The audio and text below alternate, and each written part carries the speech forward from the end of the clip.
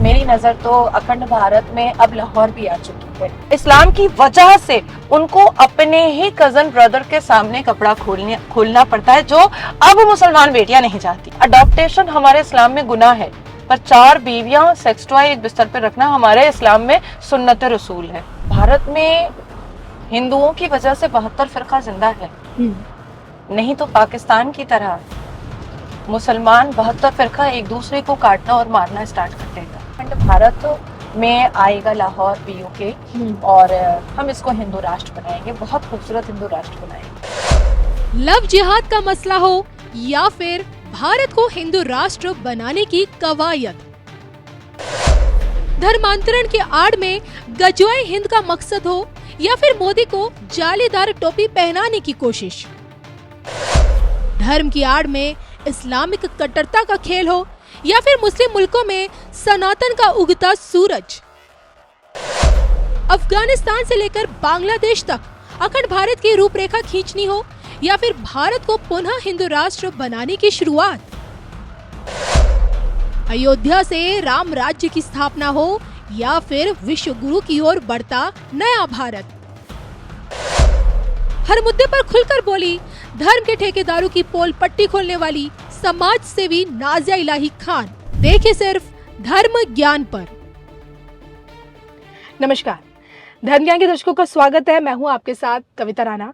मेरे साथ आज मौजूद है नाजिया इलाही खान, वही नाजिया इलाही खान जिन्हें आप ज़रूर सुनते होंगे, जिन पे मौलवी लोग फतवे निकाल देते हैं, जिनकी आवाज़ कट्टरपंथियों को सबसे ज़्यादा चुभती है।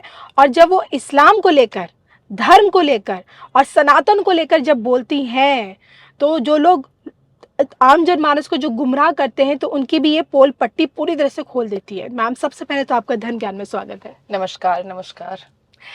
लोग आपके बारे में जानना चाहते हैं, गूगल में जितनी इंफॉर्मेशन है बहुत कम है। आप किस तरह से वकालत से निकल के, वकालत में भी हैं, और अब लोगों के बीच में जिस तरह से आपकी जो कनेक्टिविटी अब बढ़ती जा रही है, लोग आपको सुनना चाहते हैं, जिस तरह से आप धर्म को लेकर मुखर होकर बोलती हैं, जो इस्लाम में जो महिलाएं जिस तरह से पीड़ित हो रही हैं, कुरीतियों को लेकर, तमाम चीज़ों को लेकर, उसको खुलकर जो आप बोलती हैं, तो किस प्रकार से ये आपकी जर्नी जानना चाहते हैं।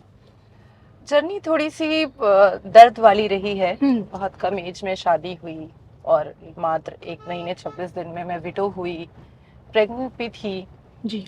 और बहुत सारी ऐसी कुप्रथाएं और ऐसी अश्लीलता वाली चीज़ों को जब मैंने बहुत पास से देखा है मुस्लिम कम्युनिटी में, मुस्लिम समाज में, तो मुझे लगा कि किसी को तो सामने आना पड़ेगा। पर मैं जब 2015 में पहली बार जब सर्वोच्च न्यायपालिका में मैंने अपना SLP फाइल किया 3 तलाक के अगेंस्ट में, तब भी मैं कैमरा के सामने आने से हिचकिचा रही थी। मैं सोच रही थी कि शायद इतने बड़े कोर्ट से एक जजमेंट आने के बाद लोग अपने आप अवेयर हो जाएंगे, पर ऐसा हुआ नहीं। और मौलवी ये बोलते रहे कि 3 तलाक बंद करने के लिए न्यायपालिका का जजमेंट तो आया, पर क्या हमने माना? तब मुझे ऐसा एहसास हुआ कि नहीं, अब रोड पर उतरना पड़ेगा। तो 2015 में यूं समझ ले कि मैं निकली अकेले थी मुसलमान समाज में बेटियों के हक में बात करने के लिए और हिंदू बेटियों को लव जिहाद से बचाने के लिए जी। लेकिन आज पूरा देश मेरे साथ है। आज पूरा देश मुझे पलकों पे बिठाया है। आज पूरा देश मुझे भारत की बेटी बोलता है। आज पूरा देश ये जानता है कि अगर नाजिया किसी बात को रखेगी तो वो तथ्यों और सबूतों के आधार पर रखेगी। जैसे मैं कई नेशनल न्यूज़ डिबेट पर भी जब बैठती हूँ या किसी भी सोशल प्लेटफॉर्म पे मैं बैठती हूँ, तो मैं कभी भी हवाबाजी में बात नहीं करना चाहती हूँ। मैं इस्लाम, शरिया, हदीस, इन सारे चीज़ों को रेफरेंस में दे करके मैं बात करती हूँ। कई बार तो मैं पूरी आयतें पढ़ देती हूँ, कई बार तो मैं पूरे सूरतों को पढ़ देती हूँ अल कुरान के, कि अब आप इसको तो इनकार नहीं कर सकते हैं। और मैं बस इतना चाहती हूँ कि बेटियां चाहे वो किसी भी धर्म की हों, वो टूल किट ना बने जी। बस इतना ही चाहती थी। भारत की यही बेटी जब लव जिहाद को लेकर बात करती है, तो जो कट्टरपंथी लोग हैं या जो विरोधी ताकतें हैं, वो तो ये आरोप लगाती हैं कि अगर कोई अगर कोई मुस्लिम लड़की अगर किसी हिंदू लड़के से शादी करती है तब तो भाई सब ठीक है, लेकिन अगर कोई हिंदू लड़की अगर इस्लाम धर्म में आ जाए तो बड़ी आप सब हाय तौबा मचा देते हैं। तो यहाँ लव जिहाद क्यों? मैंने ये बात 2017 में बहुत जोर आवाज में रखी थी कि जब हिंदू बहु पसंद है, क्योंकि सूरह अल बकरा के हिसाब से इंटर रिलीजन में निकाह नहीं हो सकता है, और हमारे यहाँ निकाह ही शादी है जी। इट्स अ कॉन्ट्रैक्ट, निकाह ज़वाज इट्स अ कॉन्ट्रैक्ट।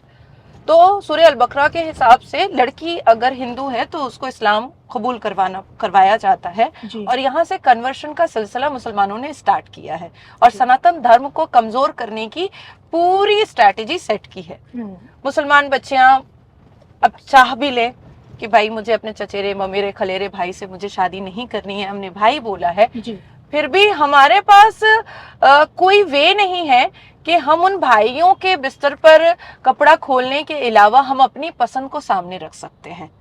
तो यही मैंने आवाज उठाई थी कि जब मुसलमान कम्युनिटी, मुसलमान समाज जब हिंदू बहू बर्दाश्त कर सकता है तो हिंदू दामाद क्यों नहीं बर्दाश्त कर सकता है। अब उसमें दो चीजें आती हैं जिसको मैंने बहुत सही तरीके से क्लियरली बताया कि जब हिंदू दामाद आएगा जी, तो जो बच्चे पैदा होंगे, जो पॉपुलेशन जो बढ़ेगा वो हिंदू सनातन धर्म का बढ़ेगा और मुसलमान बेटी के कोख से बढ़ेगा जी। लेकिन जब हिंदू लड़की आती है और मुसलमान लड़का उसको प्यार के जाल में फंसा करके उससे शादी करता है तो उस हिंदू सनातन धर्म की कोख, बेटी के कोख से जो बच्चा जन्मता है उसको फोर्सिबली मुसलमान बनाया जाता है। तो इस तरह से मुसलमान कम्युनिटी का भारत में पॉपुलेशन बढ़ता चला गया। जी। तीसरी चीज मैंने देखा है कि मुसलमान लड़के 72 वर्जिन हूरों के लालच में कभी बोटियां कर रहे हैं सनातन धर्म की बच्चियों की, कभी एसिड अटैक कर रहे हैं, कभी उनको काट रहे हैं, कभी उनको मार रहे हैं। क्योंकि देखिए मुसलमान के अंदर, मुसलमान लड़कों मर्दों के अंदर एक बीवी के साथ या एक औरत के साथ रहने की आदत नहीं है। उनको उनके इस्लाम ने कहा है कि तुम 4 बीवियां रख सकते हो।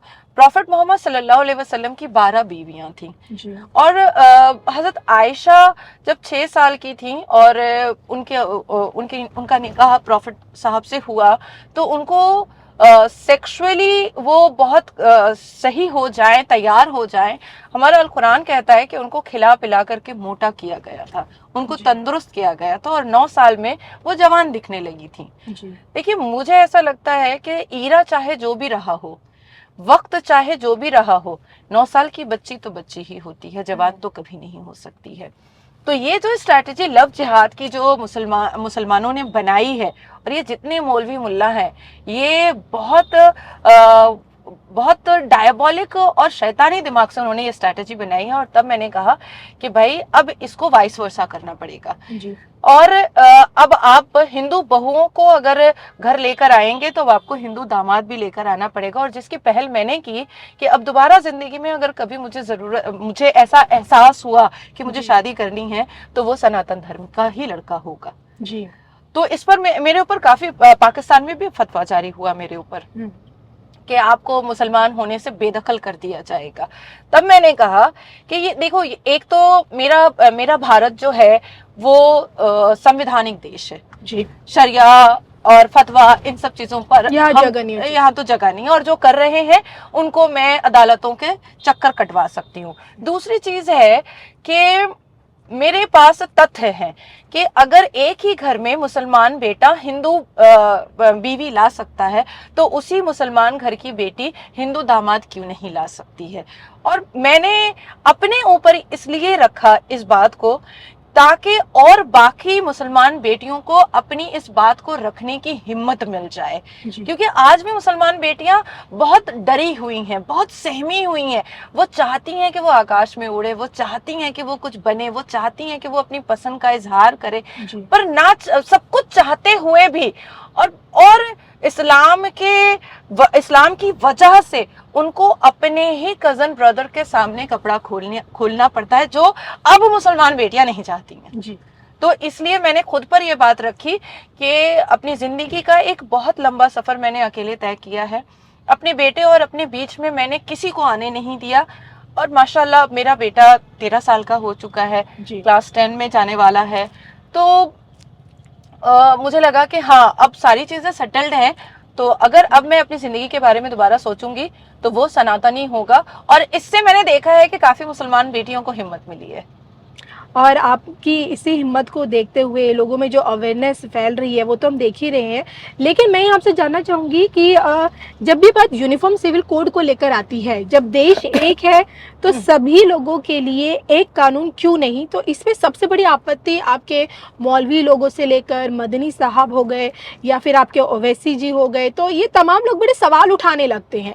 तो हमेशा हमला हमेशा या कि विरोध के जो सुर है वो आपके एक विशेष या फिर यूँ कहें कि मुस्लिम समुदाय से ज़्यादा क्यों होता है, शोर क्यों आता है?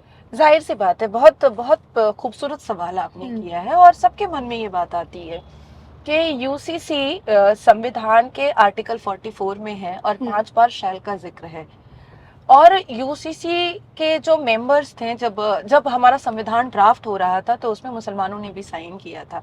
26 नवंबर 1949 को जब संविधान तैयार हुआ था तो हम सब ने, इस भारत के हर एक नागरिक ने, इवन इस वक्त मेरे बोलते वक्त भी जो बच्चा पैदा हुआ है उसने भी अपने आप को संविधान को समर्पित किया था। जी। तो जब यूसीसी, कोई नई बात तो नहीं है, मोदी जी कहीं से उठा के तो नहीं लेकर आए हैं, उसी संविधान से निकाला है उन्होंने। और अंबेडकर जी ने साफ कहा था कि ऐसे ऐसे सिनेरियो बनने चाहिए भारत में कि कॉमन लॉ होना चाहिए। और जब हम भारत में रहते हैं, इस मिट्टी पर मस्जिदें हैं, इस मिट्टी पे मज़ारें हैं, शाही ईदगाह है, इस मिट्टी पर हम नमाज पढ़ते हैं, यहाँ के पानी से वजू करते हैं, यहाँ के खजूर से हम अफ्तार करते हैं, यहाँ के हिंदू भाइयों के साथ बैठ करके हम एक थाली में खाते हैं, उनसे मदद लेते हैं, उनको मदद करते हैं, तो एक संविधान क्यों नहीं होना चाहिए? और ये भी लोगों के अंदर एक जिज्ञासा आती है कि आखिर जैन तो कुछ नहीं बोल रहे हैं, आखिर बौद्ध कुछ नहीं बोल रहे हैं, क्रिश्चियंस कुछ नहीं बोल रहे हैं, पारसी कुछ नहीं बोल रहे हैं, इवन बोरी मुसलमान भी कुछ नहीं बोल रहे हैं जी। तो आखिर सिर्फ सुन्नी मुसलमान क्यों इस पर इतना कूद जाते हैं जी। या शिया मुसलमान इतना क्यों कूद जाते हैं? हालांकि शिया मुस्लिम्स में अब बहुत रिफॉर्मेशन आ रहा है, बहुत रिफॉर्मेशन आ रहा है, और मुझे ऐसा लगता है कि आने वाले वक्त में सुन्नी मुसलमान से ज्यादा रिफॉर्म शिया मुस्लिम लोग देखने को मिलेगा। शिया में देखने को मिले। उनमें एडुकेशन भी बहुत बढ़ रहा है। आप 72 फिरका मुसलमानों में आप देखिएगा कि शिया और बोरी मुसलमान और पारसी मुसलमान सबसे ज्यादा रिफॉर्म हो चुके हैं। Education, business, elite class, aesthetical aura, ये सारी चीजें इन लोगों में आ रही हैं। और सुन्नी मुसलमान जो हमेशा सबको डिक्टेटरशिप में अपनी एड़ियों के नीचे 71 फिरके को रखता रहा, आज सुन्नी मुसलमान को देखिएगा कि एक अजीब सा जाहिलाना अंदाज वो लेकर के बैठ चुके हैं। उनका इस्लाम शुरू हो रहा है मुसलमान औरतों को अत्याचारित करने से, और उनका इस्लाम टिका भी है उनके स्टेटमेंट के हिसाब से कि वो औरतों को अत्याचारित करते रहेंगे तो ही इस्लाम जिंदा रहेगा। मुस्लिम मर्दों को यूसीसी से कितना बड़ा नुकसान आपको लगता है कि है? बहुत बड़ा नुकसान है, टू बी वेरी फ्रैंक, बहुत बड़ा नुकसान है, क्योंकि जिस तरह से वैरायटीज ऑफ निकाह है, जिस तरह से औरतों को सेक्स टॉय बनाने का तरीका है, जिस तरह से औरतों को डिक्टेटरशिप में रखने का तरीका है, जिस तरह से औरतों के ऊपर रूल करने का तरीका है, जिस तरह से छोटी छोटी बच्चियों के साथ निकाह पढ़ने का तरीका है। मैंने सुना गोद लेने की प्रक्रिया को लेकर भी कुछ होता है, ऐसा कुछ? हाँ जी, हमारे अल कुरान के सूरह अल अहज़ब के हिसाब से हम बच्चा गोद नहीं ले सकते हैं। इवन हम अपने माता पिता की प्रॉपर्टी पे बराबर के हकदार भी नहीं होते हैं। एक माँ, अगर एक औरत अगर माँ बनना चाहती है, गोद लेना चाहती बच्चा, तो नहीं ले सकती? नहीं ले सकते हैं, पर मर्द 4 बीवियां एक बिस्तर पर रख सकता है। पर ऐसी बहुत सारी महिलाएं हैं जो बच्चा नहीं जन्म कर दे सकती हैं, या ऐसी बहुत सारी महिलाएं हैं जिनकी शादी एक ऐसे मर्द से हो चुकी है जो फिजिकली फिट नहीं है, पर मुसलमान मर्द उसको मानने को तैयार नहीं होते हैं। और साइंस टेक्नोलॉजी से भी मुसलमान मर्द दूर रहना चाहते हैं, अपनी कमियों को सुनना नहीं चाहते हैं, और पूरा इल्जाम बीवी पर डालते हैं कि तुमको बच्चा नहीं हो रहा है। इस बहाने से वो 4-4 शादियां करते हैं, फिर भी बच्चा नहीं होता है, और वो शादी करते रहते हैं। तो अडॉप्टेशन हमारे इस्लाम में गुनाह है, पर 4 बीवियां, सेक्स टॉय एक बिस्तर पर रखना हमारे इस्लाम में सुन्नत रसूल है। जी। तो ये सारी कुरीतियां और ये सारी अश्लीलता जो है वो यूसीसी के माध्यम से बंद हो जाएगी।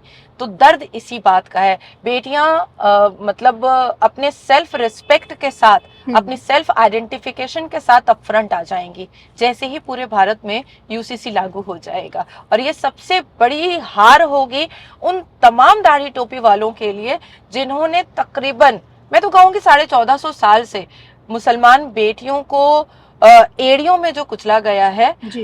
ये पूरा ईरा ही मुसलमान बेटियों के लिए बहुत खूबसूरत हो जाएगा अगर यूसीसी आ जाता है तो।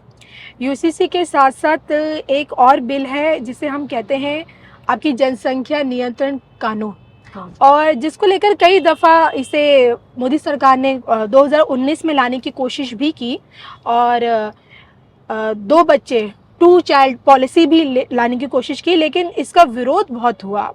और जाहिर सी बात है कि मुस्लिम समाज से इसका ज़्यादा विरोध किया गया, और योगी जी का एक बयान भी काफ़ी सुर्खियों में आया कि एक विशेष धर्म की बढ़ती तादाद के चलते अराजकता भी फैल रही है, जिस पे धर्मगुरुओं ने भी बड़ी टिप्पणी की। तो आपको क्या लगता है, क्या देश में जिस तरह से जनसंख्या विस्फोट हो रहा है, लाल किले से देश के प्रधानमंत्री नरेंद्र मोदी जी भी इस पर बोल चुके हैं, देश के लिए कितना ज़रूरी है ये आपका पॉपुलेशन कंट्रोल बिल लाना?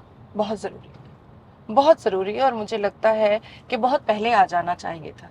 हालांकि इस बारे में राजीव गांधी जी ने बात किया था, लेकिन राजीव गांधी जी तो बहुत सारे मुद्दों पे बात की है पर कुछ कर नहीं पाए। और मुझे ऐसा लगता है कि ये जनसंख्या कंट्रोल करने का बिल जो है प्लेस्ड करके उसको इम्प्लीमेंट कर देना चाहिए था 2010 से ही, 2010 से। लेकिन आपको नहीं लगता जब किसी एक कौम को टारगेट करना भी गलत है ना? Not target. आप सोचो ना कि 10 बच्चे वाले सब्सिडी ले रहे हैं और 1-2 बच्चे वाले टैक्स दे रहे हैं।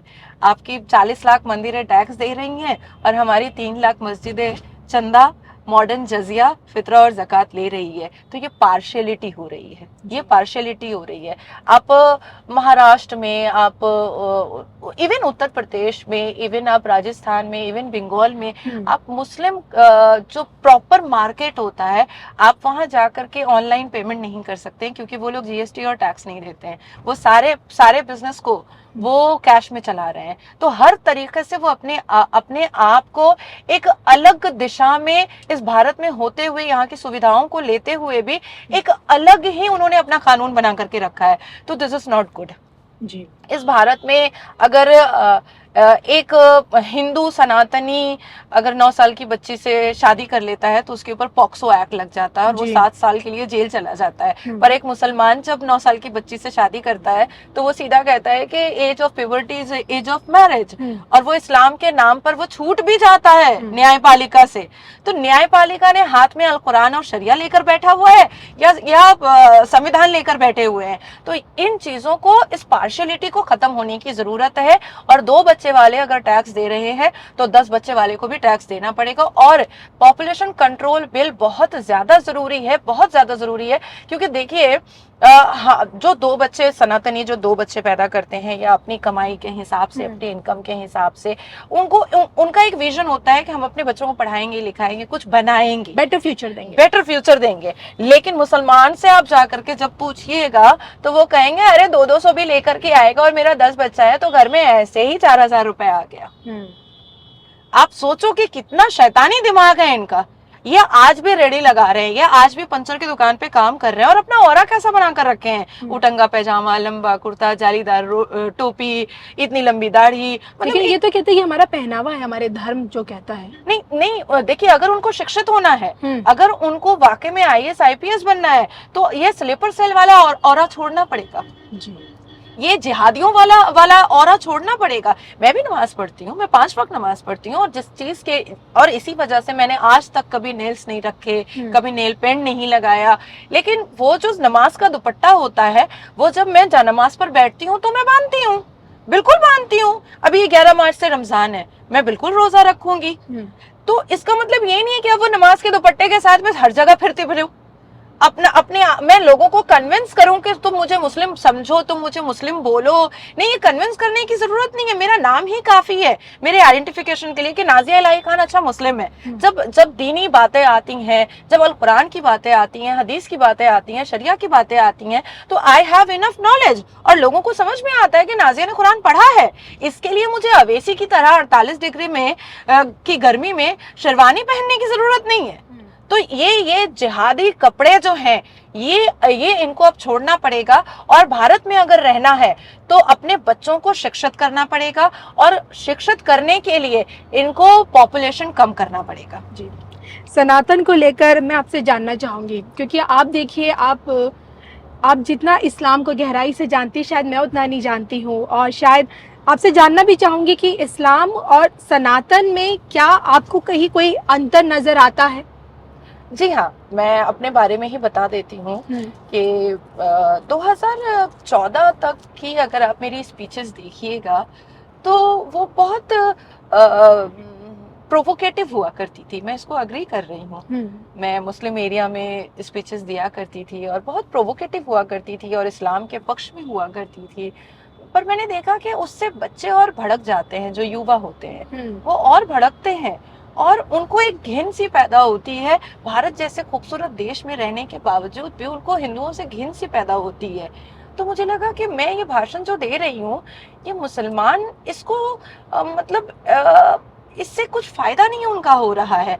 लेकिन जब उसके बाद फिर मैंने भगवत गीता को पूरा पढ़ा, हालांकि अभी भी पंडित जी आकर के मुझे पढ़ाते हैं क्योंकि संस्कृत मेरी इतनी अच्छी नहीं है जो मैं अच्छा करना चाह रही हूँ। फिर मैंने रामायण पढ़ा, मेरे खुद के अंदर चेंजेस आ गए। आज मैं कन्वर्ट हो गई। जो मैं सबसे ज्यादा बोलना पसंद करती थी, अब मैं सबसे ज्यादा सुनना पसंद करती हूँ। जब मैं घर में एंटर करती हूँ तो मेरी मम्मी मुझे टोक देती हैं कि पहले तुम बहुत वल्नरेबल हुआ करती थी, अब तुम बहुत शांत हो गई हो।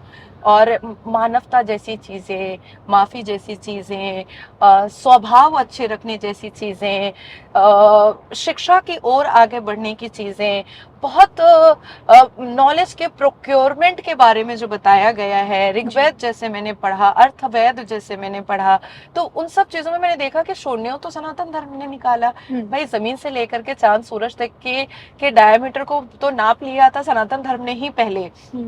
तो ये सब चीजें मुझे पढ़ने के बाद मुझे लगा कि ये नॉलेज सबको देना चाहिए। और सबसे खूबसूरत मुझे लगता है आपके 7 फेरे और 7 फेरों के वचन जी। और वो वचन इतने खूबसूरत हैं जिसमें पति का भी अधिकार है और पत्नी का भी अधिकार है। और पति के माँ बाप के प्रति भी पत्नी को बहुत ईमानदार होना है और पत्नी के माँ बाप के प्रति पति को भी बहुत ईमानदार होना है। तो और मैंने अपनी कम्युनिटी में ये चीजें तो मैंने पढ़ी ही नहीं है। यहाँ तक कि हमारा अल कुरान कहता है कि सास ससुर पर हमारा कोई फर्ज नहीं है, या अगर मेरा कोई हस्बैंड है मुसलमान है तो मेरे माँ बाप पर उसका कोई फर्ज नहीं है। अब हम लोग 3 बहनें हैं और हमारे माँ बाप एक वक्त आएगा कि बिल्कुल अकेले हो जाएंगे जी।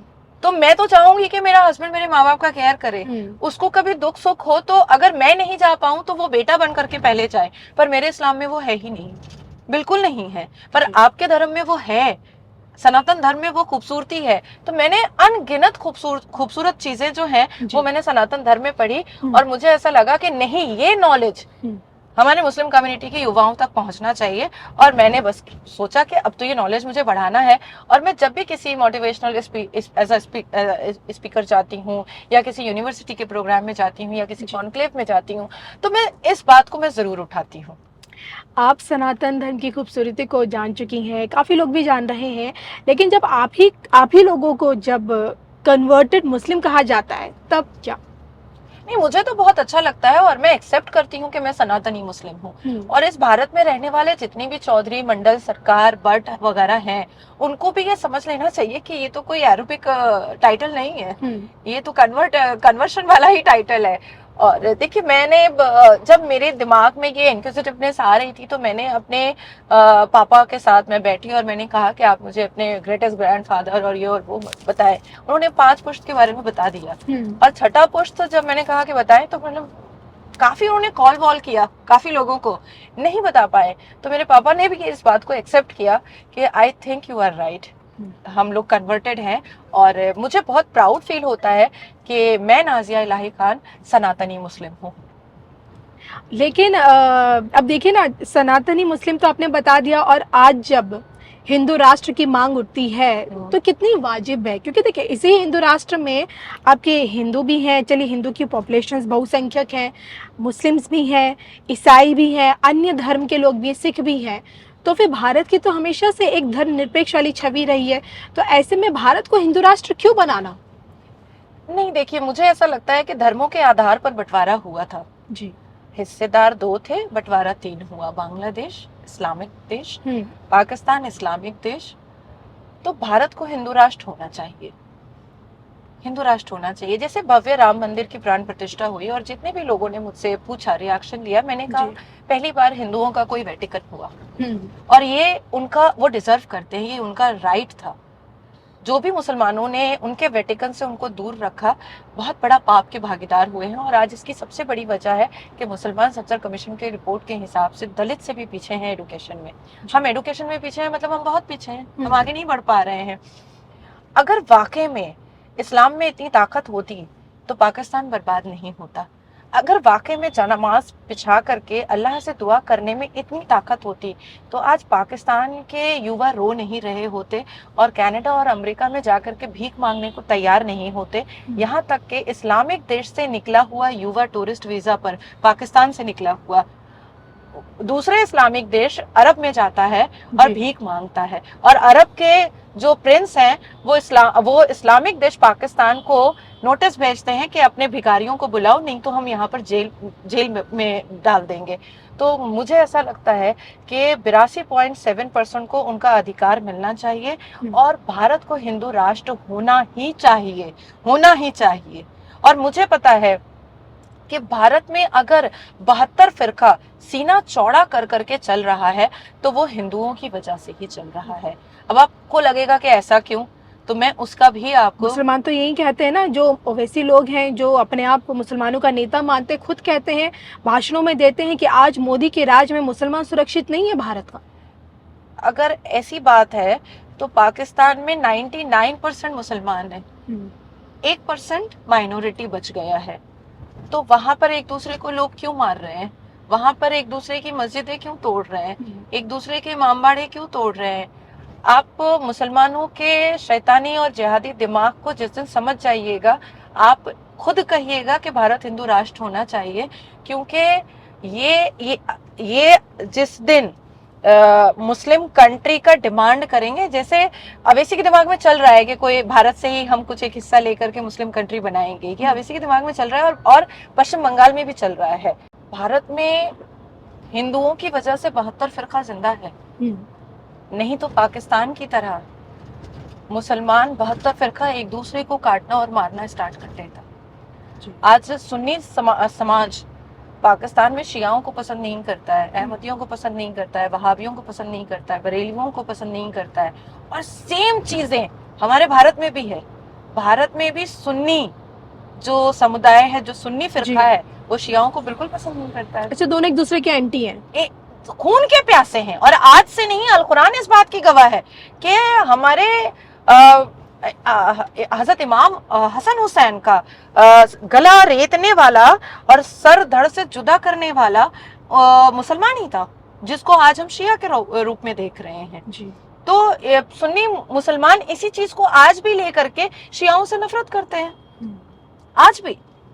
तो सिर्फ और सिर्फ सनातन धर्म के सभ्यता, उनके टॉलरेंस और उनके जहानत की वजह से आज 72 फिरका भारत की इस धरती पर एक दूसरे का गला नहीं काट रहा है।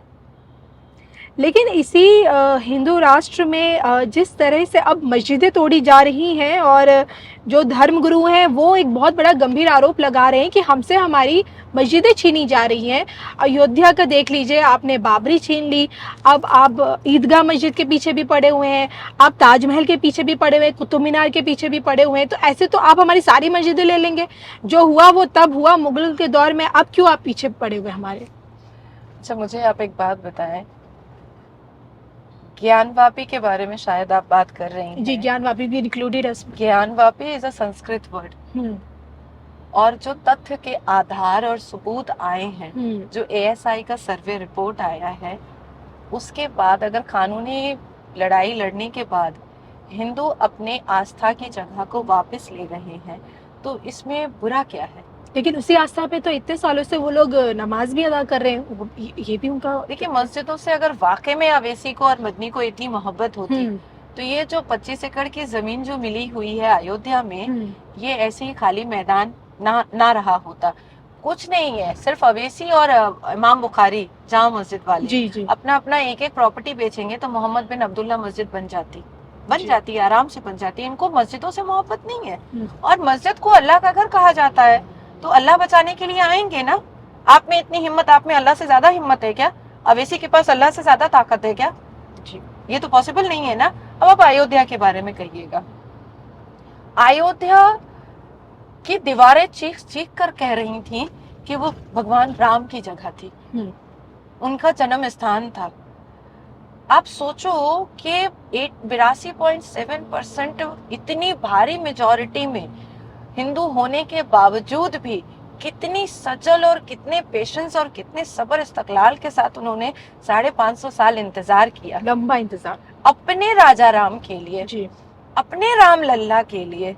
आज मुझे अगर कोई बोले कि नाजिया मक्का मदीना तुम नहीं जा सकती, मैं तो लड़ पड़ूंगी, मेरा तो झगड़ा हो जाएगा। पर आप लोगों ने कभी ये झगड़ा नहीं किया, आप लोगों ने कभी भी वॉयलेंस को अपने सामने नहीं रखा। अदरवाइज 14% को खत्म करने के लिए 82.7% को अपने हाथ खराब भी नहीं करने पड़ेंगे। आपका 10%, हमारा 14% खत्म हो जाता। पर आपने कभी ऐसा नहीं किया। सनातन धर्म ने कभी के मानने वालों ने कभी नहीं किया। पूरी आस्था, पूरा विश्वास और पूरा ट्रस्ट न्यायपालिका पर रखा, और न्यायपालिका के परमिशन के बाद जी राम मंदिर की नींव रखी गई है। हम्म, और मुसलमान जो जिन मस्जिदों के बारे में बात कर रहे हैं, उन मस्जिदों में 100 लोग भी नहीं जाते थे नमाज पढ़ने के लिए। अब अवैसी कहता है कि युवाओं मस्जिद जाओ, बहाल हैया अलल जी। सलाह हैया अलल फलाह की सदाएं होती थी, अब मस्जिद जाओ, जाना चाहिए। तो इसका मतलब है कि अवैसी मुसलमान युवा लड़कों के पोल पट्टे को खोल रहा है कि पब और डिस्को की तरफ ना जा करके अब मस्जिद जाओ। लेकिन मैंने तो कभी नहीं सुना कि कोई पुरोहित आकर के ये कह रहे हैं कि सनातनी युवा मंदिर आओ। सनातनी युवा तो भाई अपनी पूजा आराधना बिल्कुल घर से निकलने से पहले बिल्कुल करते हैं, मंदिर जाते हैं। और मैंने बहुत यंग लड़कों को देखा है कि उनका मंगल का कुछ व्रत होता है, शुक्रवार का कुछ व्रत होता है। लेकिन मैंने अपनी कम्युनिटी में यंग लड़कों को देखा है कि वो रमजान में भी अल्कोहल कंज्यूम करते हैं। जी। अब पूजा की बात उठी तो मैं आपसे ये भी जानना चाहूँगी, मैं जितना सुना है, जाना है कि इस्लाम में मूर्ति पूजा का कोई अस्तित्व नहीं है। लेकिन मैं ये देखकर बड़ी हैरान हूँ, ताज्जुब हूँ कि आज विदेशी धरती पर इस्लामिक वर्ल्ड में हिंदू मंदिरों की नींव रखी जा रही है। अभी हमने अबू धाबी में देखा, मोदी जी ने वहाँ मंदिर का शिलान्यास किया, आपके लक्ष्मी नारायण मंदिर का। अबू धाबी के बाद बहरीन में भी अब एक और मंदिर की नींव रखी जा रही है। तो जिस तरह से इस्लामिक दुनिया, क्योंकि देखिए वो इस्लाम का गढ़ है, सऊदी अरब, तो इन जगहों पे मंदिरों की नींव में कोई आप समझाइए। देखिए, हमारा इस्लाम, हमारा अल कुरान कहता है लकुम दीनकुम वलिय दीन। आप अपने धर्म की इज्जत करो और दूसरों को उसके धर्म की इज्जत करने दो। जी। दूसरी चीज है कि प्रॉफिट मोहम्मद सल्लल्लाहु अलैहि वसल्लम को आमिन और सादिक कहा जाता है। अमन पसंद, शांति पसंद और सादिक, किसी की अमानत में खयानत ना करने वाला। तो ये जितने भी है ना, ये पैगाम रसूल नहीं है। ये जो अवेसी वगैरह है, ये पैगाम मुगल है। ओके। मंदिर तोड़ने का काम मुगलों का था, जी। किसी प्रॉफिट का नहीं था। अच्छा, अब इब्राहिमा पे बात आ जाएगी। इब्राहिम अलैहिस्सलाम ने बुतों को तोड़ा था, पर हम तो पैगाम रसूल है, तो प्रॉफिट मोहम्मद सल्लल्लाहु अलैहि वसल्लम ने तो कभी बुतों को नहीं तोड़ा था। तो जब हम उनकी उम्मत से आ रहे हैं तो हम तो बुतों को नहीं तोड़ेंगे। द थर्ड थिंग इज कि हमारे इस्लाम में रिफॉर्मेशन बहुत बार हुआ है। तौरात, ज़बूर, बाइबल, इंजील और तब कुरान आया है। हमारी 5 अलहामी किताबें हैं। अच्छा। कुरान को भी रिफॉर्म किया गया है और 4 बार अल्लाह तबारक ताला ने रिफॉर्म किया है। तो सऊदी अरबिया या पूरा अरब के एमबीएस अगर इस्लाम के उसी प्रथाओं को लेकर के रिफॉर्मेशन कर रहे हैं तो मुझे तो नहीं लग रहा कुछ गलत कर रहे हैं, कुछ भी गलत नहीं कर रहे हैं। मैं नाजिया इलाही खान जितनी आस्था, श्रद्धा और विश्वास के साथ मैं मंदिर जाती हूँ, उतनी ही अपने अल्लाह तबारक ताला को अफजल मान करके मैं नमाज पर बैठती हूँ। आप सोचो कि मैंने ये तय किया है कि जिस दिन भी मैं हज करने के लिए जाऊंगी, पहले मैं आबू धाबी रुकूंगी, आबू धाबी में मैं माथा टेकूंगी, आगे बढ़ करके हज और उम्रा करके चली आऊंगी। तो ये रिफॉर्मेशन हर एक मुसलमानों को एक्सेप्ट करने की जरूरत है। और जैसे हमारी 5 अल्हामी किताबें रिफॉर्म हुई, अल्लाह तबारक ताला ने खुद रिफॉर्म किया, उसी तरीके से आज जब हमारा मक्का मदीना हमारा सबसे अफजल अरकान और हर मुसलमान का सपना हज वहां होता है, तो जब वो लोग इसको रिफॉर्म कर रहे हैं तो हमें भी इसको एक्सेप्ट करने की जरूरत है। देखिए, अवैसी या मदनी या बुखारी या तौकीर, ये लोग जो है ना, ये अपनी रोटी सेकते हैं। ये मुसलमान की तरक्की के बारे में कभी बात नहीं करते हैं, ये मुसलमानों को शिक्षित करने के बारे में कभी बात नहीं करते हैं, ये मुसलमानों को इंटेलिजेंट और स्मार्ट बनाने की कभी बातें नहीं करते, ये और दलदल में फेंकने की बातें करते हैं, ये मदरसों के पक्ष में बातें करते हैं। क्या होता है मदरसे में? क्या मदरसे से पढ़ करके कोई बच्चा आईपीएस आईएएस बन सकता है? अभी हालिया में अवैसी साहब महाराष्ट्र के एक मीटिंग में गए थे, तो एक लिस्ट में पढ़ रहे हैं एक भी आईपीएस ऑफिसर मुसलमान नहीं। अरे होगा कैसे? तुम तो मदरसे की जिद में पड़े हुए हो, तो मुसलमान बच्चे कैसे आईपीएस बनेंगे? वो तो बचपन से अनल सेक्स करवा रहे हैं मुल्लाओं से, उनका तो मोलेस्टेशन हो रहा है, उनको तो ये पढ़ाया जा रहा है कि अजमल कसब की तरह तुम भी हिंदुओं को पकड़ करके मारो। तो उनका दिमाग तो शिक्षा की तरफ तो आप रागे भी नहीं कर रहे हो। और देखिए, अवैसी, तौकीर, मदनी, ये सारे लोगों को पता है कि जिस दिन मुसलमान शिक्षित हो जाएगा उस दिन उनके पीछे चलने वाला कोई भी नहीं होगा। और आने वाले जेनरेशन में मदनी, बुखारी जैसे लोगों के आने वाले जेनरेशन को भी नौकरी का लाइन लगाना पड़ेगा और स्कूल और दफ्तर जाना पड़ेगा। तो क्योंकि अब तक तो इनकी ऐश आराम किससे चल रही है? जी। जजिया, भीख, फितरा के पैसे से चल रही है। आज बुखारी के पास रेंज रोवर है, वो बिजनेस क्लास में ट्रैवल करता है, हिंदू बहू लेकर के आता है अपने इकलौते बेटे के लिए, इतनी लैविश लाइफ है, तो कौन सी नौकरी करता है? जी, कौन सी नौकरी करता है? वही भीख पर चल रहा है ना। तो ये भीख खत्म हो जाएगा। सारे दाढ़ी टोपी वालों को अपनी अपनी औलादों को पढ़ाना पड़ेगा, नौकरी में लाइन लगवाना पड़ेगा।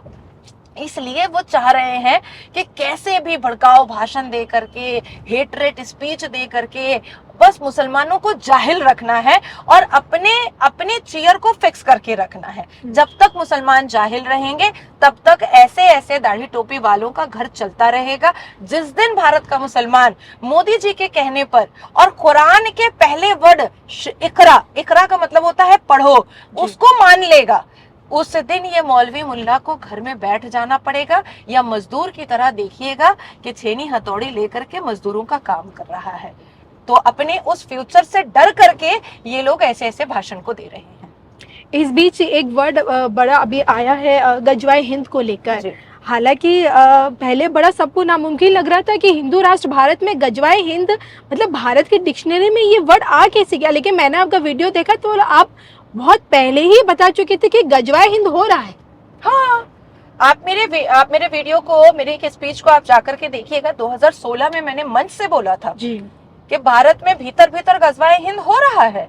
आप क्या सोच रहे हैं? ये लव जिहाद क्या था? गजवाए हिंद का पार्ट। सनातनी बेटियों को काटने का, मारने का, ये क्या था? ये गजवाए हिंद का एक पार्ट था।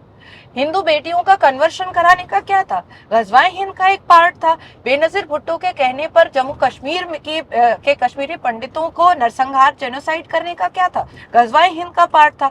संदेश खाली में जो अभी हुआ है वो क्या था? गजवाए हिंद का एक पार्ट था। आज मैं तकरीबन 10 लोगों के साथ रास्ते पे अभी चल रही हूँ इस वक्त, और सब हिंदू हैं, एक भी मुसलमान नहीं है। कोई तो मेरे ऊपर नजर गंदी नहीं कर रहा है, पर आप 10 मुसलमान मर्दों के साथ चलिए। नासिर खान, कादर खान जिसने सूजर जॉर्डन के साथ किया था, आपकी इज्जत को तार तार कर देगा। ये है मुसलमान लड़का, बस उसको पता चल जाना चाहिए कि आप हिंदू हैं, आपको खत्म करेगा। तो this is also a part of गजवाए हिंद। अंदर स्ट्रैटेजी चल रही थी। गजवा हिंद करने की। और देखिए खास करके हिंदू बेटियों को टारगेट किया गया है पहले, हिंदू महिलाओं को टारगेट किया गया है पहले, क्योंकि होता क्या है कि सनातन धर्म में महिलाओं के का सम्मान बहुत ज्यादा है, नारी को शक्ति माना गया, बहुत ज्यादा दिया गया है। तो ये लोग क्या कर रहे हैं, इंटेंशनली सनातन धर्म की महिलाओं को टारगेट करके सनातन धर्म के पुरुषों को भीतर से तोड़ने का काम कर रहे हैं जी, ताकि हिम्मत टूट जाए। आज आप श्रद्धा के पिता से जाकर के बात कीजिएगा, वो आंसू के साथ बात करेंगे। आज आप निर्भया की माता से बात कीजिएगा, वो आंसू के साथ बात करेंगी, क्योंकि वो टूट चुकी हैं। तो इस तरीके से अगर एक भारी मेजॉरिटी में अगर सनातन धर्म की बेटियों का नरसंहार, जेनोसाइड और बलात्कार हो जाता है, तो अब आप सोचो कि 4 करोड़ फैमिली अगर भीतर से अपने घर की महिला के साथ ऐसे हुए हुए हालात के बाद टूट गई है, तो 4 करोड़ सनातन धर्म का पॉपुलेशन जो है वो टूटा हुआ है, वो कमजोर है। तो इनको सही गजवाए हिंद करने में आसानी हो जाएगी। ये इनकी स्ट्रैटेजी है, और इसको मैंने बहुत अच्छे से एक्सप्लेन तब भी अपनी स्पीच में किया था, जो आज दिख भी रहा है हमें। हाँ, आज दिखाई दे रहा है। गजवाए हिंद था, गजवाए हिंद है, और गजवाए हिंद इनके दिमाग में रहेगा जी, क्योंकि गजवाए हिंद अल कुरान में कहा गया है। और जिस जंग में प्रॉफेट मोहम्मद तलवार के साथ नहीं होंगे, सहाबा कराम और उम्मते जो रसूल की उम्मत से आएंगे, वो गला रेतेंगे हिंदुओं का। जी, तो इस बात को हल्के में तब भी नहीं लेना चाहिए था, और अब तो बिल्कुल नहीं लेना चाहिए। चलिए, गजवाए हिंद की बात हुई।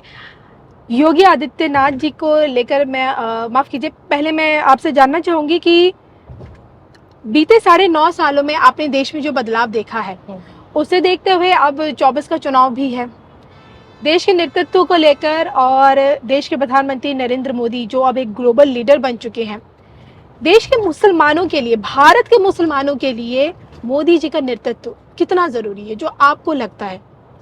देखिए, मुझे तो ऐसा लगता है कि मोदी जी की जो विजन है वो किसी एक धर्म को सक्सेस करने पर नहीं है। भारत में रहने वाले हर एक धर्म के लोगों को वो आगे बढ़ता हुआ और फलता फूलता हुआ देखना चाहते हैं। यहाँ एक बात कहना चाहती हूँ, अब देखिए ना, मोदी जी लोगों का कहना है ऐसा कि मोदी जी मंदिर मंदिर जाते हैं, तीर्थों में जाते हैं, तीर्थों का जीर्णोद्धार हो रहा है, मस्जिद नहीं जाते, टोपी नहीं पहनते। देखिए, टोपी पहन के, टोपी पहनाना तो चाहिए भी नहीं, क्योंकि ऑलरेडी बहुत सारे हमारे जो मुसलमान समाज के ठेकेदार बनकर बैठे हुए हैं, वो तो टोपी पहन के सबको टोपी पहना ही रहे हैं, और आज से नहीं, एक जमाने से पहना रहे हैं। मुझे ऐसा लगता है कि एक कट्टर हिंदू ही समझ सकता है कि किस तरह से दूसरे धर्मों की इज्जत करनी चाहिए, क्योंकि मोदी जी अपने धर्म की रिस्पेक्ट करते हैं, और उन्होंने अपने धर्म में सीखा है महिलाओं की इज्जत कैसे की जाती है। इसी वजह से आज वो मुसलमान बेटियों के दर्द को भी समझ रहे हैं। शाहबानो सायराबानों के दर्द को मोदी जी ने ही समझा। आज जितनी भी मुसलमान बेटियां जो इन कुप्रथाओं की वजह से, इस्लाम के कुप्रथाओं की वजह से जो अत्याचारित हो रही थी, जो पीड़िता हो रही थी, यूसीसी के द्वारा उनको सशक्त करने के लिए जो विजन मोदी जी ने लाया है, वो मुझे लगता है कि मुसलमान बेटियां ना, जो पॉलिटिकल अटैच नहीं भी हैं, वो भी 2024 में ऐतिहासिक जीत दिलाने का एक हिस्सा बनेंगी इस लोकसभा इलेक्शन में, क्योंकि मुसलमान बेटियां मोदी जी से बहुत खुश हैं, बहुत खुश हैं। और मैं काफी मुसलमान बच्चियों से मिलती हूँ, मेरे चैम्बर में कई मुसलमान बच्चियां काम करती हैं, एज अ जूनियर काम करती हैं, एज अ स्टाफ काम करती हैं, उनसे मैं बातचीत करती हूँ। और जब मैं अपनी स्पीचेस रखती हूँ तो वो लोग आकर के कहती हैं कि मैम, अब आपने एकदम सही कहा, एकदम सही कहा। तो मुझे लगता है कि पुरुष का तो की मैं जिम्मेदारी नहीं लूंगी, बल्कि मैं ये कहूंगी कि उनको साइड ही रखे। वो तो ठरकजेब और जाहिले आजम बन करके ही घूमना पसंद कर रहे हैं, लेकिन मुसलमान बेटियां मोदी जी के साथ हैं, और मुसलमान बेटियां उड़ना चाहती हैं, मुसलमान बेटियां कुछ बनना चाहती हैं, मुसलमान बेटियां कुछ करके दिखाना चाहती हैं। चलिए, ये तो बात हुई मोदी जी को लेकर, तो क्या लगता है 24 में मोदी जी ने तो 400 प्लस का आंकड़ा दिया है, आपको कितनी उम्मीदें लगती हैं? मैं बड़ी जिम्मेदारी से कह रही हूँ कि 411 सीटें आएंगी। 411 सीटें? हाँ। मोदी जी के बाद देखिए, हमें दिख जाता है कि हमारा आगे फ्यूचर किसके हाथों में है। मोदी जी के बाद आप किसे देखती हैं? मैं फिलहाल तो अभी आने वाले 25 साल में और मोदी जी को देखना चाहती हूँ। इवन मैं नमाज पे बहुत दुआ करती हूँ उनके लिए। और जब भी मुझे मौका मिलता है तो मैं हाथ उठा करके कहती हूँ कि पहली बार भारत को एक अवतार मिला है, जी। पहली बार एक विश्वास मिला है भारत की जनता को। लोगों का कहना है कि उनमें एक दैवीय शक्ति है, इसलिए आपको मैं भी उनको महसूस ऐसा हमेशा लगता है? इसलिए मैं उनको हमेशा बोलती हूँ अवतार, और मैं आज से नहीं कह रही हूँ। आई थिंक मैं 2018 से कह रही हूँ इस बात को कि मुझे उनका ऑरा जो है ना वो अवतार जैसा लगता है। जी। तो मुझे ऐसा लगता है कि अभी 25 साल तो उनको ही रहना चाहिए, और उनके बाद मैं सोचती हूँ कि एक बार योगी जी को आना चाहिए। मुझे ऐसा लगता है। लेकिन मोदी जी के बाद योगी आपने बता दिया, लेकिन इस बीच जो एक नाम जो विपक्ष दलों की तरफ से भी एक नाम जो उठता है, जो खुद भी मानती हैं कि भाई उन्हें भी प्रधानमंत्री बनना चाहिए, वो है आपकी बंगाल की मुख्यमंत्री ममता बनर्जी। मुझे लगता है बंगाल से भी आपका कनेक्शन रहा है, तो वहाँ के बारे में जानना चाहूँगी। नहीं नहीं, देखिए जो स्टेट की पार्टी करते हैं उन और अपना इस राज्य भी नहीं संभाल पाते हैं, वो देश क्या संभाल पाएंगे? पॉसिबल ही नहीं है, ये पॉसिबल। ममता बनर्जी पे हमेशा आरोप लगता है कि वो एक तुष्टीकरण वाली राजनीति करती हैं, एक विशेष समुदाय को ही हमेशा बड़ा चढ़ाकर उनके लिए करती हैं, हिंदुओं के लिए कुछ नहीं करती। लेकिन दूसरी तरफ वो दिखाती हैं कि मैं हिंदुओं के लिए भी उतने ही काम करती हूँ जितना मुसलमानों के लिए करती हूँ। पूजा पाठ भी करती हैं, चंडी पाठ भी करती हैं, मंदिरों में भी जाती हैं।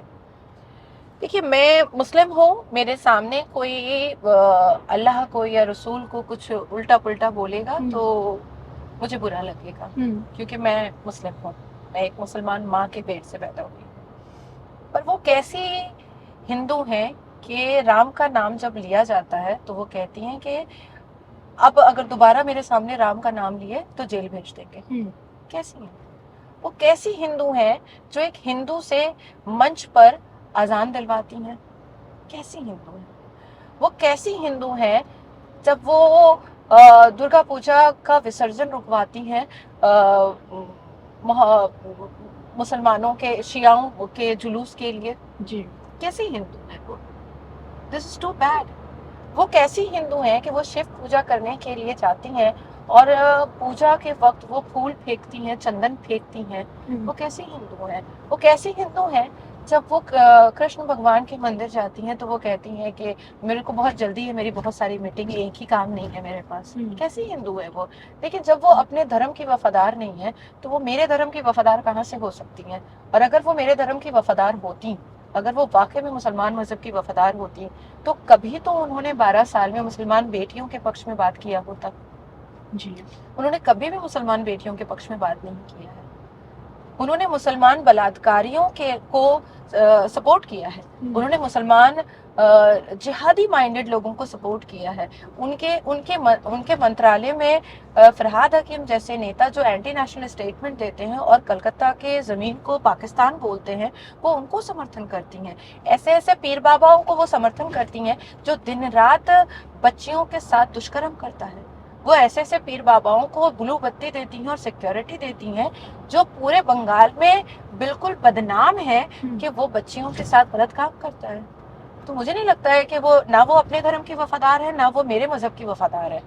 वो सिर्फ वफादार है तो अपने चेयर की वफादार है, दैट्स इट। और ऐसा व्यक्ति, मुझे नहीं लगता है कि उसको राजनेता बनने की जरूरत है या जनता को नेतृत्व करने की जरूरत है, या उसको ये कहना चाहिए कि वो जनता के लिए इस चेयर पर बैठा है। वो सिर्फ अपने लिए बैठी हैं, अपने परिवार के लिए बैठी हैं।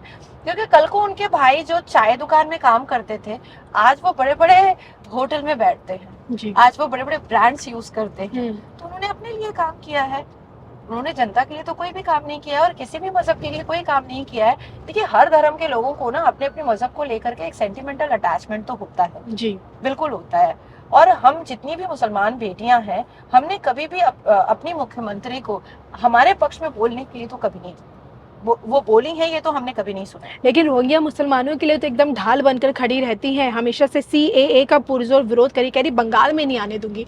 आपको क्या लगता है विपक्ष पार्टियां जिस तरह से CAA जो भारत सरकार, मोदी सरकार लाना चाहती हैं, देश के लिए CAA क्या खतरा है?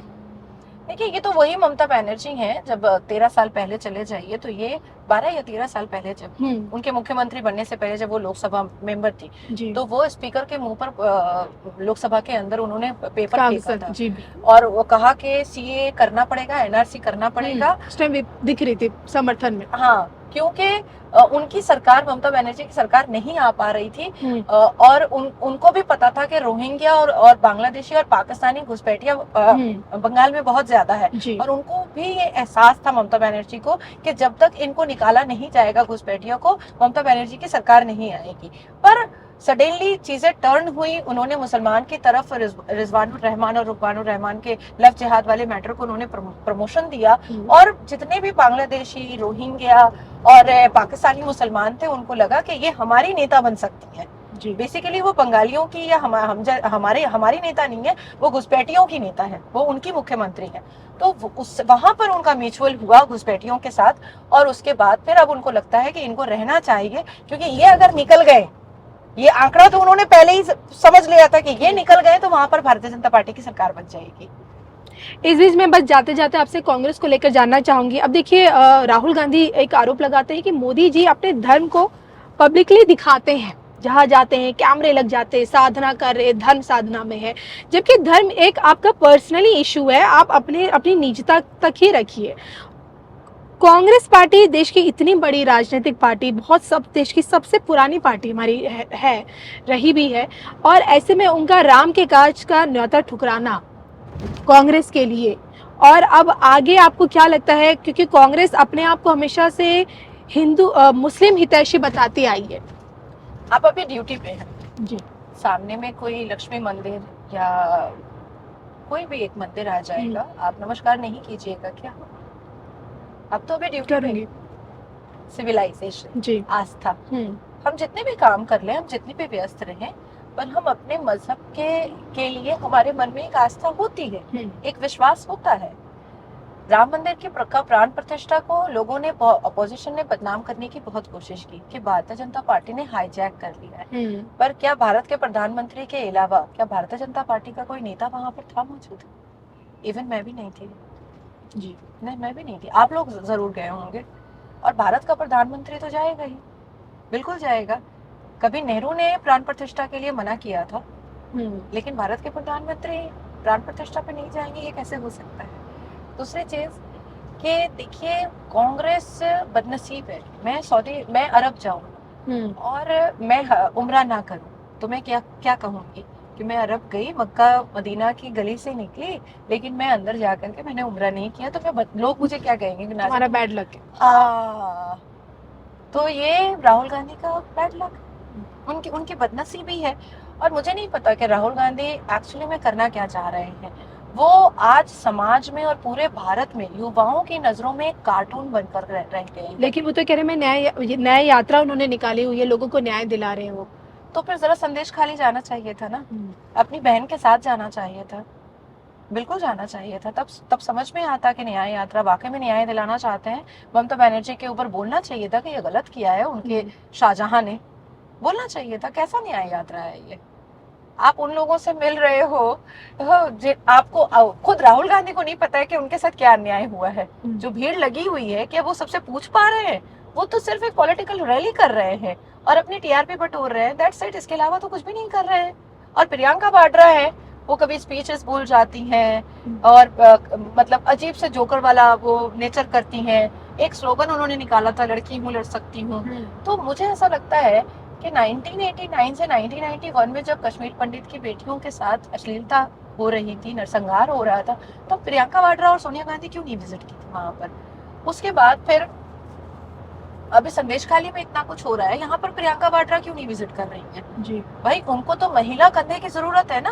आप जाओ ना, जाके पूछो ना, लड़की हूँ लड़ सकती हूँ। सिर्फ स्लोगन निकालने से कुछ नहीं होगा। ये दोनों भाई बहन सिर्फ और सिर्फ टीआरपी और न्यूज में बने रहने के लिए रैली निकालते हैं।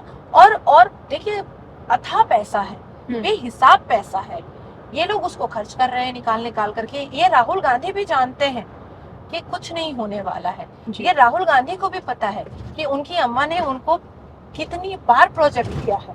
उनको कितनी बार प्रमोट किया है, कितनी बार लॉन्च किया है। कितनी बार लॉन्च किया है, हम्म, पर कुछ नहीं हो पा रहा है। और अब राहुल गांधी भी इस चीज को एक्सेप्ट कर चुके हैं कि ना उनसे कुछ होने जाने वाला है और ना उनकी बहन से कुछ होने जाने वाला है। विपक्ष को फिर क्या समझे, जीरो होने वाली है 24 में। देखिए, कांग्रेस का भविष्य कहाँ दिखता है? मुझे तो लग रहा है कि 10-12 सीटें भी बहुत मुश्किल है, बहुत मुश्किल है। आप देखो ना, इंडी गठबंधन में जो छोटी छोटी पार्टियां हैं वो भी कांग्रेस को वैल्यू नहीं दे रही हैं, जी, वो भी उसको महत्व नहीं दे रही हैं।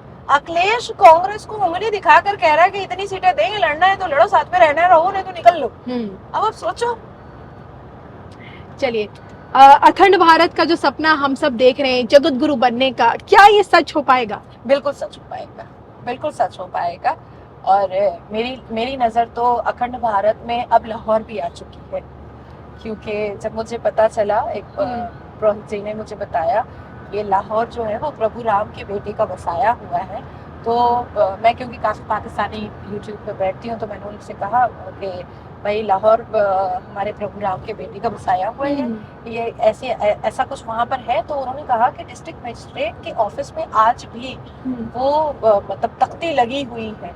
तो मैंने कहा कि भाई अब तो भगवा झंडा लाहौर में भी बिल्कुल फैलाना चाहिए। तो मुझे ऐसा लगता है कि अखंड भारत में आएगा लाहौर पीओके, और हम इसको हिंदू राष्ट्र बनाएंगे, बहुत खूबसूरत हिंदू राष्ट्र बनाएंगे। पीओके की वापसी क्या आपको मुमकिन लगती है मोदी जी के तीसरे कार्यकाल में? बिल्कुल 101%। 100 पे 110%। जी। और मुझे लगता है कि बिना खून बहाए और बिना एक वॉयलेंस क्रिएट किए, जिस तरह से 370 हट गया, कश्मीर इतना खूबसूरत हो गया, उसी तरीके से पीओके भी हम ले लेंगे। और मैं एक बात और आपको कहना चाहती हूँ कि पीओके में जो लोग रह रहे हैं वो भी इंसान है जी, वो भी मनुष्य है, और उनके साथ जो अन्याय पाकिस्तान की सरकार कर रही है, उनके साथ जो अत्याचार कर रही है वहाँ की हुकूमत, पाकिस्तान की हुकूमत जो कर रही है, मुझे लगता है कि हम लोगों को अब पीओके के लोगों को मदद का हाथ बढ़ा देना चाहिए। हमें एटलीस्ट उनको हॉस्पिटल, बिजली, पानी और उनको इलेक्ट्रिसिटी, ये सारी चीज़ें हमें प्रोवाइड कर देनी चाहिए। और मैं कश्मीर जाने वाली हूँ मार्च के मिडिल ऑफ मंथ में, और मुझे लगता है कि मैं कुछ चीज़ों को आगे बढ़ाने की ज़रूर कोशिश करूँगी। चलिए, तो इसी के साथ पहले तो आपका बहुत बहुत शुक्रिया, आपने अपना इतना कीमती वक्त हमें धर्म ज्ञान पे दिया। बस आपसे चाहती हूँ कि आपका एक संदेश हमारे धर्म ज्ञान के व्यूअर्स के लिए। अपने धर्म के प्रति हम सबको बहुत ईमानदार होना चाहिए, और भारत में जितने भी धर्म के मानने वाले हैं सबकी इज्जत करनी चाहिए।